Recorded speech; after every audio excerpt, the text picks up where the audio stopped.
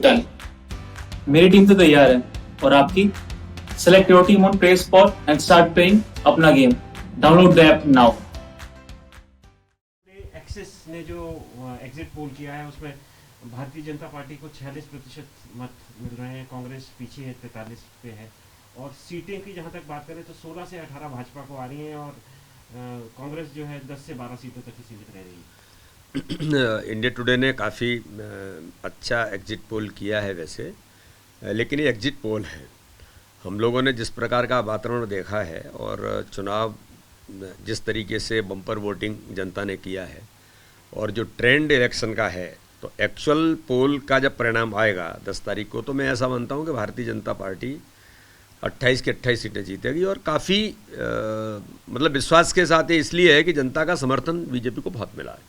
Sir, अभी जब चुनाव हुआ तो बम्पर वोटिंग गिरी, तो उसके बाद जो है कांग्रेस ने भी कहा कि ये विपक्ष के लिए वोटिंग है, सरकार के खिलाफ वोट गिरा है, और आपने भी क्लेम किया कि हमारे लिए। तो लेकिन अब ऐसा लग रहा है कि ये सरकार की पक्ष में वोट गिरा है, तो आपको क्या लगता है क्या कारण थे कि ये बम्पर वोट आप? देखिए, ये विपक्ष और पक्ष का इशू इस चुनाव में नहीं था।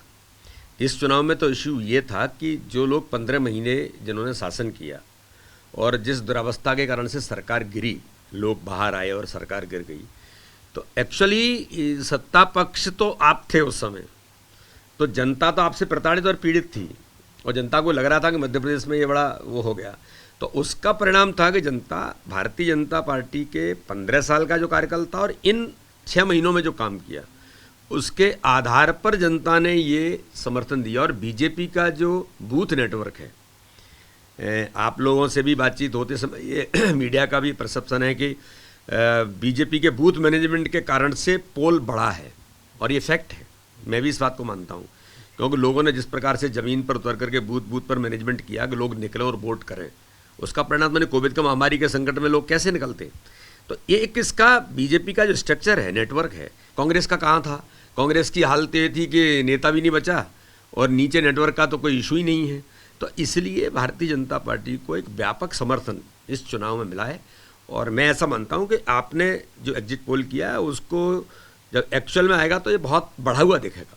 सर, एक आखिरी सवाल, ये जो कांग्रेस का कैंपेन था वो पूरा फोकस था कमलनाथ के ऊपर कि भावी मुख्यमंत्री, जो भी कुछ कहते थे भावी मुख्यमंत्री का होने वाला है, तो वो सारा क्या कहेंगे उस कैंपेन को? वो तो ऐसा लग रहा है कि गिर गया। आपने हेमंत जी आपने बड़ा अच्छा प्रश्न किया है कि कमलनाथ कभी मध्य प्रदेश के नेता नहीं रहे, न कमलनाथ को जनता ने कभी चुना।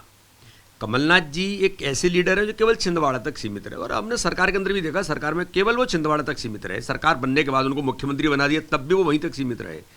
तो इसलिए यही कारण है कि मध्य प्रदेश के अंदर एक ऐसी लीडरशिप जो 24 घंटे जनता के लिए उपलब्ध रहती है, 15 वर्षों में जिन्होंने अपने आप को प्रूफ किया, और भारतीय जनता पार्टी की सरकार ने जन कल्याण के काम इतने किए कि जनता उसकी स्वीकारोक्ति इस नेतृत्व को देती है, और विकास के मुद्दों पर। तो इसलिए जनता का समर्थन भाजपा को मिलेगा। इसलिए मैं आज आपको बहुत फिर एक बार विश्वास से कह रहा हूँ कि जब एक्चुअल पोल के परिणाम आएंगे तो भाजपा प्रचंड बहुमत के साथ इस चुनाव को जीतेगी। थैंक यू सो मच, धन्यवाद।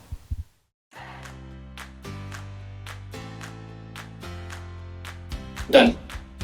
मेरी टीम तो तैयार है और आपकी? Select your team on play spot and start playing अपना गेम। Download the app now.